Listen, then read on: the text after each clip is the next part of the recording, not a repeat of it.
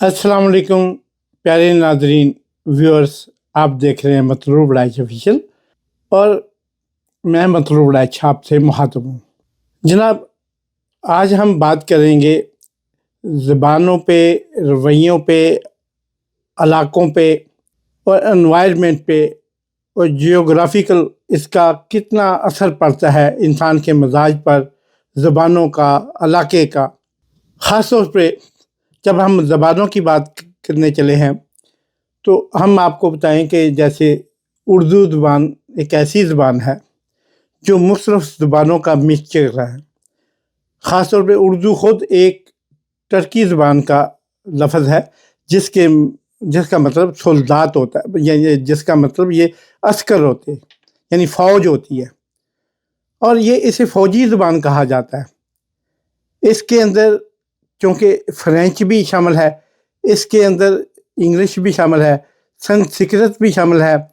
एक फ़ारसी ज़बान का एक बड़ा ज़ख़ीरा इसके अंदर समा चुका है और इसके अलावा इसके अंदर अरबी ज़बान शामिल है।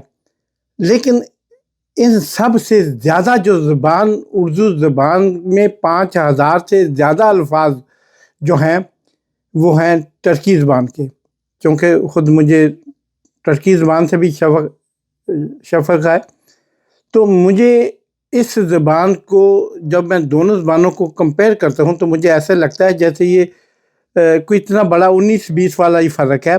इसकी सिर्फ ग्रामर को सीख लें तो आपको टर्की ज़बान सीखने में काफ़ी आसानी हो जाती है, या बोलने में, समझने में। तो अगर वक्त के साथ साथ लहजों में अल्फाज जो प्रोनाउंस आप करते हो उसमें फ़र्क आ जाता है, या सुनने समझने में, वरना कोई फ़र्क नहीं है। तो इसे एक अस्करी ज़बान भी कहा जा सकता है। लेकिन इसमें फ़्रेंच और दूसरी ज़बानों की मिलावट से ये ज़बान इतनी शाइस्ता, शुस्ता और प्यारी ज़बान होगी कि इसे लखनऊ वालों ने एक नया रूप दे दिया। एक अपने प्रोनाउंस करने से, अपने इसको ज़बान को जैसे इस्तेमाल करते हैं उसमें उस इलाके का सिर्फ ज़बान नहीं, उर्दू ने जाके उधर ये माहौल पैदा नहीं किया था, बल्कि उससे पहले जो संस्कृत और फ़ारसी वगैरह चलती थी, पर्शियन, उसका भी असरात थे उधर।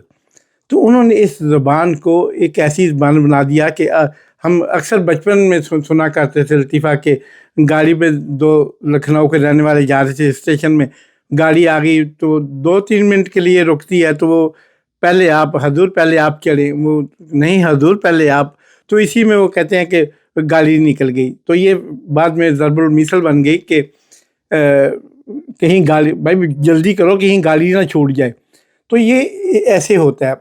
इसी तरह आप जब ज़बान में इटालियन ज़बान का ज़िक्र करते हैं और स्पेनिश ज़बान का, ये दोनों जो हैं ये रोमन ज़बानें हैं, और रोमन ज़बानों में आपका बड़ा एक म्यूज़िकल टच आता है। एक आप इसको बोले तो जैसे मंजारे, कगारे, पगारे, सल्वातोरे, ये मतलब ऐसे इसके नामों का भी यही हाल है। तो इसके यानी इसमें एक यही वजह है कि सदियों पहले की बात है, यानी हज़ारों सालों पे मुहित है इसका जो है म्यूज़िकल सिस्टम इन ज़बानों के अंदर और इन कल्चर्स के अंदर। ख़ास तौर पे ओपेरा जो है वो जो स्पेनिश और इटालियन ज़बान में जो आप उसे गा सकते हैं या बोल सकते हैं, वो किसी और ज़बान में शायद उतना मुमकिन नहीं। अलबत्ता फ़्रेंच ज़बान इसको कुछ जो इसके करीब फटकती है। तो अब इन ज़बानों पे जब आप ये करते हैं तो आपने देखा कि जब भी इटालियन बोलेगा तो उसमें हाथ का इस्तेमाल करेगा। मतलब किसी से वो तंग आए हुए हैं तो वो कहेंगे, या कहेंगे कि हमें कोई परवाह नहीं, तो ये इशारा, या बात करते हुए हाथों से इशारे करेंगे।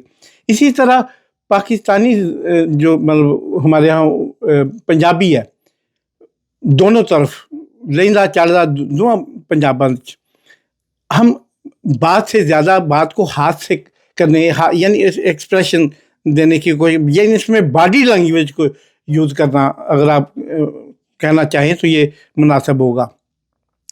تو اسی طرح باقی زبانیں جیسے فرینچ ہے، جیسے بہت فائن قسم کی، یعنی اکثر جب ہم اکٹھے ہوتے ہیں تو یار دوست آپس میں کہتے ہیں یار یہ کیسی لینگویج ہے یار جس میں بندہ گالی تک نہیں دے سکتا، اور پنجابی تو یہاں سروائیو نہیں کر سکتا کیونکہ پنجابی گالی کے بغیر رہ نہیں سکتا۔ اور پھر یہ ہماری خواہش ہوتی ہے کہ سامنے والے کو گالی اس زبان میں دیں کہ اس کو سمجھ آئے۔ ہمارے 2 سال، میں آپ کو شروع کا ایک واقعہ بتاتا ہوں۔ جب میں نیا ہوٹل مینجمنٹ کر رہا تھا سوئٹزرلینڈ میں، تو ہم گئے تو بہت کم لوگ تھے ایشین وہاں پہ، تو ہم ایک پریکٹیکل کے لیے ہمیں بھیجا جاتا تھا ایک ہوٹل میں۔ تو وہ مینیجر ذرا عجیب قسم کا انسان تھا، تھوڑا اڑیل تھا، تو وہ نا ہمیں تنگ کرتا تھا۔ ہم جتنے 3-4 اسٹوڈنٹ تھے ہم، تو ہم نے نا باقی تینوں نے جو تھے وہ تینوں ہی اس پنجاب سے تھے، انہوں نے اسے نا گالی نکال دینی یا کوئی لفظ بولنا، تو اس نے آگے سے ایسے کرنا، تو انہوں نے بعد میں ہنسنا انجوائے کرنا۔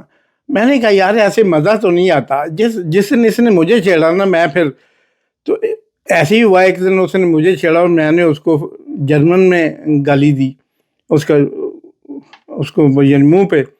تو اس نے کہا، باقیوں نے کہا کہ یار تم نے یہ ہمت کیوں کی، اب تمہیں فائن ہوگا، جرمانہ ہوگا، تو یہ وہ آگے پیچھے۔ میں نے کہا یار ایسی کوئی گل نہیں جی، میں انہوں گال کرنا تو انہوں پتہ نہ لگے، وہ اثرات ہی نہ وہ تک جانتے، مینوں گال کرنے کا کی فائدہ ہویا۔ اچھا خیر اے نہیں ہو، یہ تو ہم موضوع سے تھوڑا سا پھسل گئے۔ تو جناب اسی طرح جیسے انگلش زبان ہے، انگلش زبان کی اتنی بڑی زبان نہیں ہے، مختصر زبان ہے جس کے اندر باقی زبانوں کے الفاظ، یعنی جیسے آپ روزمرہ کے الفاظ میں پولیس اور ایسے الفاظ استعمال کرتے ہو، یہ سارے فرینچ زبان کے لفظ ہیں جو انگلش میں مکس ہوئے ہیں۔ وقت کے ساتھ یہ زبانیں ایک دن میں نہیں بنتی، جیسے تہذیبیں، جیسے ماحول ایک دن میں نہیں بنتے، اسی طرح لسانیات کا بھی یہ ہے کہ اس میں زبانوں کے معاملے میں بھی یہ ایک دن میں تخلیق نہیں ہوتی، اس میں وقت لگتا ہے۔ اچھا جیسے پاکستان کے اندر بولے جانے والی زبانیں ہیں، اچھا اس سے پہلے کہ ہم ادھر آئیں میں آپ کو بتاتا ہوں کہ سری لنکا کی، میں ان دنوں کچھ تامل زبان کا شوق چڑھا ہوا تھا مجھے ایجوکیشن کے دوران، تو دوست کے ساتھ میں نے ان سے کچھ سیکھنا شروع کر دیا۔ تو مجھے یہ ایسے لگا کہ جیسے مطلب یہ زبان نہیں بول رہے، لڑ رہے ہیں، تو یعنی اس میں کوئی اٹریکشن ایسی نہیں تھی کہ اس کو مزید سیکھا جاتا۔ اسی طرح ہمارے جیسے پختون بھائی ہیں، جب یہ بولتے ہیں تو ایسے، وہ کسی نے کہا کہ اس کا ترجمہ کرو، انہوں نے کہا ترجمہ کی کرو، انہوں کچھ روڑیاں نو وٹیاں نو ایک ڈبے چ پا کے تے کھڑکاؤ تے اے کی، انہیں کہا ہے کہ کچھ نہیں ہے تے پتہ نہیں لگتا کی ہے، انہوں نے کہا اے ہی گل ہے، اے پشتوں کا بھی پتہ نہیں چلتا یہ کیا بول رہے ہیں۔ تو یہ مطلب کسی زبان کی کو ایسے برا بلا خدا نخواستہ میں نہیں کہہ رہا، میرا یہ نہیں، صرف ایک اپنی آرگومنٹ دے رہا ہوں، آپ جو میرا تجزیہ ہے وہ میں اس پہ دے رہا ہوں۔ اچھا اسی طرح علاقوں کا بڑا اثر ہوتا ہے۔ آپ نے دیکھا کبھی جو کلرز ہوتے ہیں، مطلب افریقن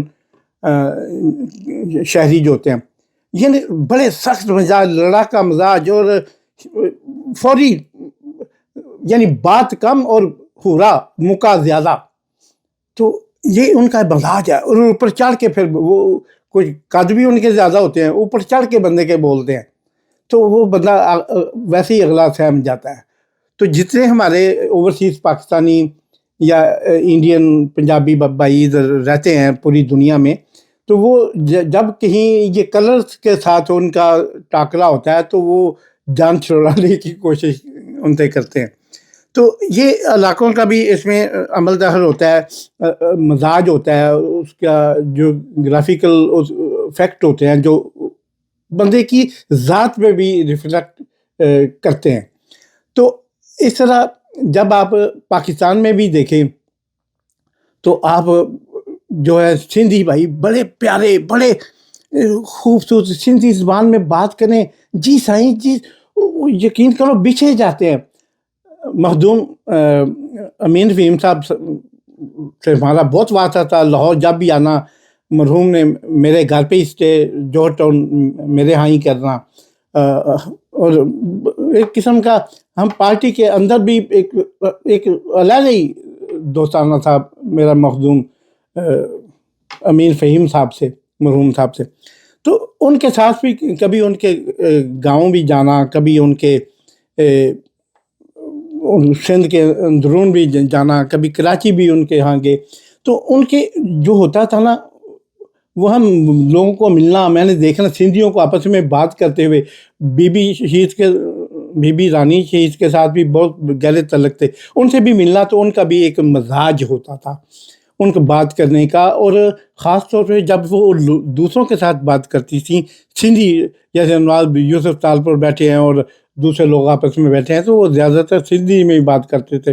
کوشش کرتے تھے کہ انہوں سمجھنا ہے جل بچ دوسرا بیٹھا. لیکن ان کی بڑی میٹھی زبان ہوتی تھی. جی سائی جی سائی، کسی سے کو نفرت بھی کر رہے ہیں نا، یا کسی کو ڈس لائک بھی کرتے ہیں، تو اس بندے کو پتہ نہیں چلتا یار یہ بندہ انہوں پسند کرتا ہے کہ نہیں کرتا، کچھ سمجھ نہیں آن دیں. یہ اتنی پیاری اتنی میٹھی زبان سندھی زبان ہے کہ کیا کما. یعنی سرائکی لہجہ جو ہے، سرائکی پنجابی زبان کا لہجہ ہے.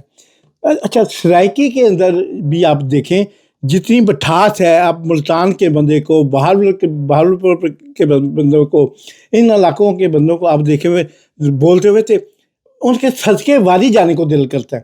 یہ پتہ نہیں آپ کو شاید کوئی غلط لفظ ہی کہہ رہے ہوں، یا حالانکہ سبھی تو ساری پنجابیوں کو ایک دوسرے پٹھواری لہجے ہیں، جانگلی لہجہ ہے، پھر یہ باروں کے لہجے ہیں، مالوا بار ہے، دوسری بار ہے. یہ ان باروں کے بھی اپنے اپنے لہجے، سیالکوٹی لہجہ علیحدہ ہے، گجرات کا لہجہ علیحدہ ہے.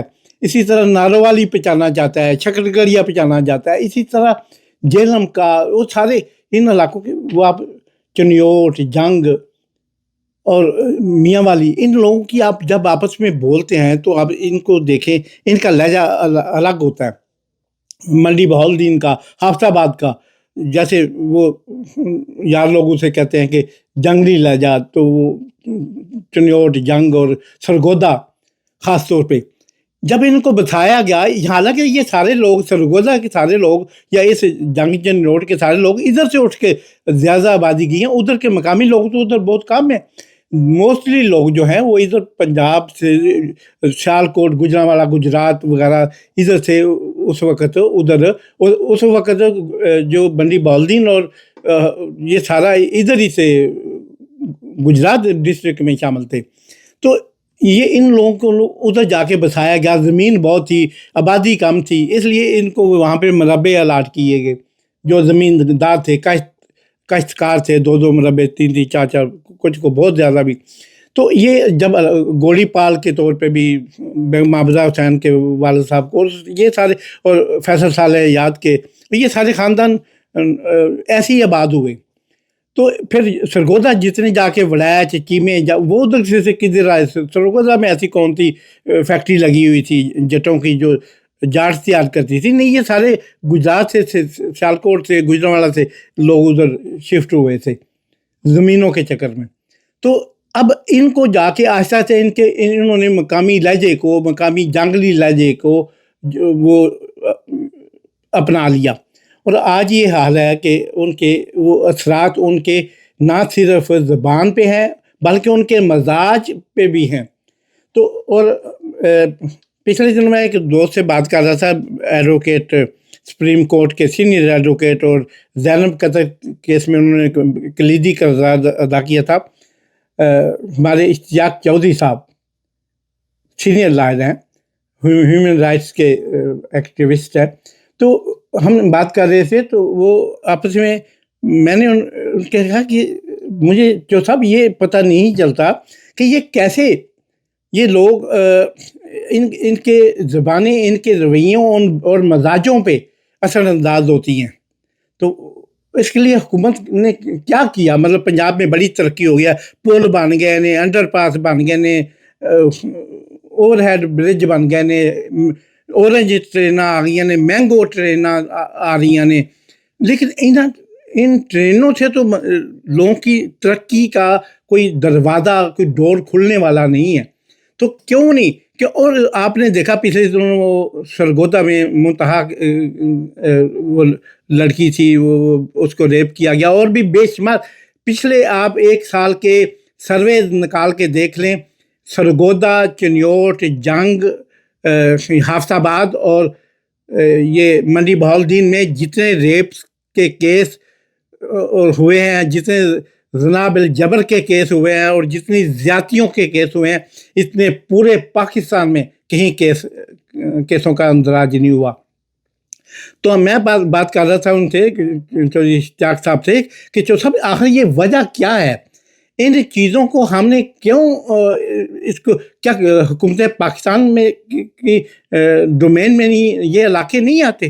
کیا یہاں کی ترقی، یہاں کی تعلیم، یہاں کی اسٹڈی، یہاں کی ایجوکیشن کا خیال رکھنا کیا بھارت کا کام ہے؟ اور مجھے ایک دوست بتا رہے تھے کہ انڈین 2 کروڑ پنجابیوں کے لیے وہاں کے $31 بلین کا ان کا بجٹ ہے، جبکہ پورے پاکستان کا بجٹ چاروں صوبوں بشمول کشمیر اور گلگت بلتستان کا ملا کے $21 ارب کا بجٹ ہے. تو پھر مطلب فرق تو ہوگا. رویوں کے اس فرق نے، تعلیم کی کمی نے ان علاقوں کو آگے بڑھنے نہیں دیا. اس میں جو امیر کے بچے ہیں، جگیردار کے بچے ہیں، بہت زیادہ جگیردار بھی، زیادہ زمینوں والے بھی انہی علاقوں میں، جن علاقوں کے میں نے نام گنوائے ہیں، انہی علاقوں میں پائے جاتے ہیں. اور ان کے بچے جناب آکسفورڈ سے پڑھ کے آتے ہیں، ان کے بچے کیمبرج سے پڑھ کے آتے ہیں، ان کے بچے ٹورنٹو کی رائسن یونیورسٹیوں سے پڑھ کے آتے ہیں، واٹرلو سے پڑھ کے آتے ہیں. تو لیکن یہ غریب کا بچہ جو مقامی طور پہ پڑھا، مقامی طور پہ لکھا، وہ کلرک، چھوٹا موٹا انسپیکٹر لگ گیا، پولیس سے پرچی کرا لیا، اس سے زیادہ ان کے پاس کچھ نہیں ہوتا. تو ان پہ، ان کی تعلیم پہ خرچ کرنا چاہیے. ان کو انڈر پاس کی ابھی ضرورت نہیں ہے، ان کو اوور ہیڈ برج کی ابھی شاید اتنی ضرورت نہیں ہے جتنی ان کو اویئرنیس کی ضرورت ہے، جتنی اب آئی ٹی کا دور چل رہا ہے. نو وی آر لیونگ ان 2026. اور جب ہم ان چیزوں پہ اب پہلے ان پہ خرچہ کریں، ان کو پاکستانی سمجھیں، پاکستانی بنائیں، پنجابی سمجھیں، پنجابی بنائیں. آپ ان کو سزا، یہ ان کو جنگلی ہونے کا تانا نہ دے. وہ جنگلی نہ کبھی تھے، نہ کبھی ہیں، نہ کبھی ہوں گے، لیکن ان کو ہم نے ایسے جیسے چھوڑ دیا کہ ابھی پچھلے دنوں دیکھے، 2 ایم پی کا، ایک سابقہ اور ایک موجودہ ایم پی اے کا رولا تھا جلال پور بٹیا میں. تو وہ جناب ایک دوسرے کے خلاف تلواریں نکلائیں، سوٹے نکلائے. وہ میں نے اس پہ ولاگ بھی کیا، آپ نے شاید دیکھا ہوگا، کہ کبھی پانی پینے پلانے پہ جھگڑا، کبھی گھوڑا آگے بڑھانے پہ جھگڑا. تو جب ایسی چھوٹی چھوٹی باتوں پہ جھگڑے اور ایسی چیزیں ہوں گی، عوام کا مزاج بھی اسی کے مطابقت رکھے گا. اور جب عوام کا مزاج اس مطابقت سے ہوگا تو پھر اس علاقے میں، اب ریگستان میں اگنے والا پھول کو بھی کانٹے لگے ہوتے ہیں، زیادہ کانٹے ہوتے ہیں، اور وہی پھول اگر گلبرگ میں اگایا جائے یا پلانٹ کیا جائے تو اس کے کانٹے نہیں ہوتے، یا اتنے نہیں ہوتے. یہ ایک جھٹکا سا میں نے آپ کو مثال دی ہے. اس کو ذرا سمجھنے کی، دور تک سمجھنے کی کوشش کیجیے گا کہ ریگستان میں اگنے والے خوبصورت پھول کو بھی بے شمار کانٹے ہوتے ہیں اس کے گرد، اس کی ٹہنیوں پہ، اس کی شاخوں پہ. لیکن گلبرگ میں یا شہر میں اور رورل ایریا کے اندر اور چیز ہوتی ہے، اور جو لوکل ایریا ہوتے ہیں، اربن ایریا ہوتے ہیں، ادھر مزاج ڈفرینٹ ہوتا ہے. یہی گاؤں کا اور شہر کا مزاج ڈفرینٹ ہوتا ہے. گاؤں کے بندہ جس طرح سے بولتا، چالتا، سمجھتا، ریئیکٹ کرتا ہے، وہ ڈفرینٹ ہے. پنجابی تو وہ کہتے ہیں نا جی، جفی لگائے تو دوسرے کی پسلیاں توڑ دیتا ہے، پھر اسے مزہ آتا ہے، وہی جفی تھا تو مزہ آیا. تو اسی طرح ہمیں اپنے مزاج کو سمجھنے کے لیے کچھ اسپیشل پروگرام جاری کرنے چاہیے. میں نے آپ کو یہ بتا تو دیا یہ اتنے ریپ کیوں ہوتے ہیں، یہ اتنی اویئرنیس نہ ہونے کی وجہ ہے. یہ عوام کو بتایا نہیں گیا، عوام کو موجودہ تقاضوں کے مطابق ان کی تربیت نہیں کی گئی. ان کو بہترین اور سخت تربیت کی ضرورت ہے. جو دوسری طرف سے آپ سے پیسے نکال کے بے نظیر انکم سپورٹ پروگرام یا ایسے پروگراموں سے آپ ان کے لیے کچھ بجٹ مختص کریں تاکہ ان لوگوں کو کہ وہ پنجابی ہیں، وہ پاکستانی ہیں، وہ کہیں مریخ سے نہیں آئے لوگ جنہیں ہم نے ایسے چھوڑ دینا ہے.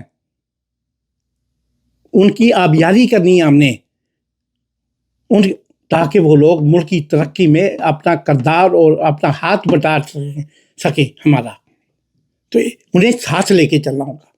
یہ میرا تھا آج زبانوں کے حوالے سے، علاقوں کے حوالے سے اور مزاجوں پہ جو اثرات ہیں ان کے حوالے سے.